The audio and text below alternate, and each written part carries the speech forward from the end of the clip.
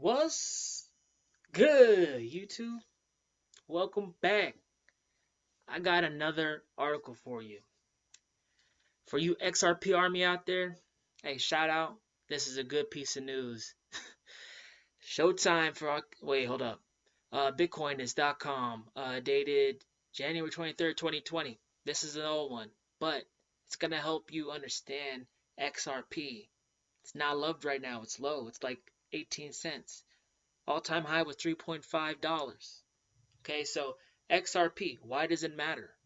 It's not just a banker coin. Okay, Showtime for XRP.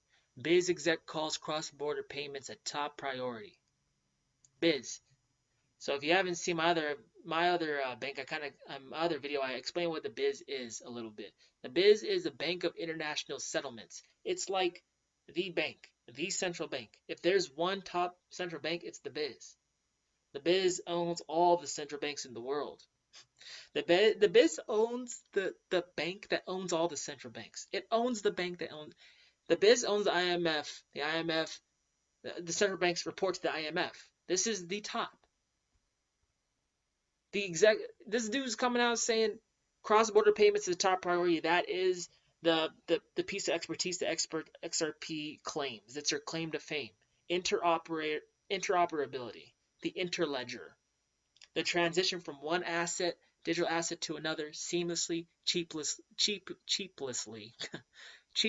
and instantly almost. Okay? XRP could be on the brink of mainstream adoption as Binet Courier, killed that name as well, appointed chief of the Bank of International Settlements, list cross-border payment solutions as a top urgent priority in the current financial world. So this guy, Binet Courier, was speaking at Davos World Economic Forum. If you don't know what Davos is, that's a huge economic meeting of pretty much very powerful people in the world. People who make a lot of money, people who have a lot of power, people who have a lot of interpersonal sway, relationship, like clout. They go there, and lots of people from all over the world go there, and they talk trends, and they talk the way the world is moving. They showcase potential things that, one, people there can invest in, and two, it's just kind of like a meeting of the minds, like the very significant financial economic minds. So whatever's said here, rest assured, some very influential people, some very powerful people heard that message. Okay? So at Davos Economic World Forum, Courier commented that at the moment cross-border payments are too slow and costly. Then we have Jack the Rippler at Ripple XRP. So give Jack a follow for giving this tweet here, and Bitcoinist as well. Says boom. BIS is Courier on innovation in digital currencies, January 22nd, 2020, Davos.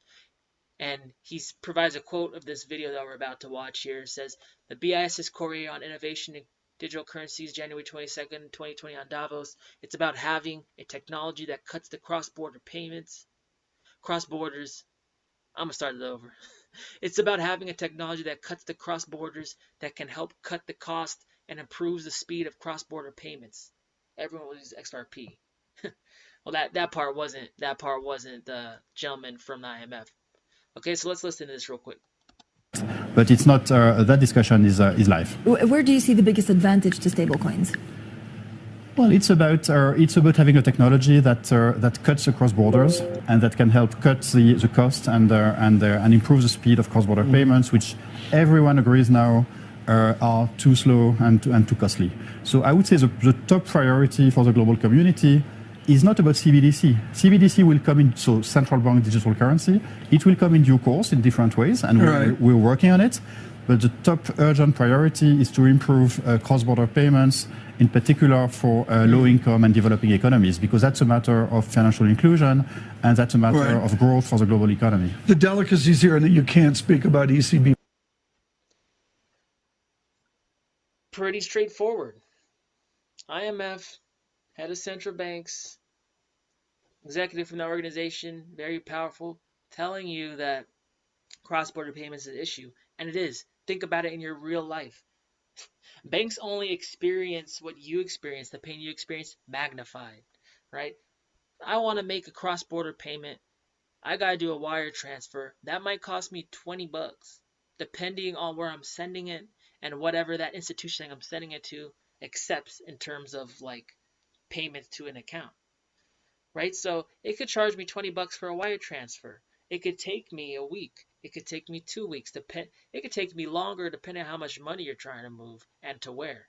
You might not even be able to move money because that country that your family member might live in might be registered like as not to do business with. There's I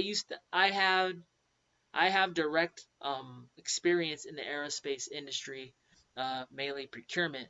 I know that there's systems in place that the government maintains that tracks what countries are involved with like terrorist funding. And it prevents people from actually being able to go through and do payments to legit businesses and people through official channels just because, you know, their government is doing some shady stuff doesn't mean your Uncle Hal is. So these are the things that we suffer from on a daily basis that banks, you can only get understand the amount of manpower they got to throw at all these international payments. They got to probably have to walk these things through step by step, one by one, by hand. You probably it's probably not, these systems were made in the 70s. They're not integrated, they're not efficient, they weren't thought through, they're not optimized to how business is done and life is lived today. They are they are patched together with gum and band-aids. That is really how our financial system is. Why should it take you 5 days to get money across the world? It's not like an email is actually physically traveling. There's all this time delay involved and friction in payments from here to there. In theory, in a digital age, there should be zero friction because in a digital age, we're no longer bound by geography. Your payments, your money, your commerce, the economy should no longer be bound geographically. We are closer and closer together than we have ever been. So I get it. This is a great find. XRP. There's a lot of guesswork in terms of reading like interoperability announcements made by institutions because the XRP army, I love them, but like they always take credit for any interoperability news, right? So I'm assuming there's some guesswork. I do agree XRP is like trying to be the front runner in interoperability, and hey, I like XRP. I'm just saying, as long as this assumption we're making that this comment was referring to XRP, this is a great, awesome news. All right, so I don't have much else to say on this one. Dub Digital here, bringing you macro trends, macro news, and cryptocurrency news all wrapped up in a pretty nice bow. Give me a like, comment, subscribe, bringing this content to you on the daily without fail. You know I got you. Stay profitable. Peace.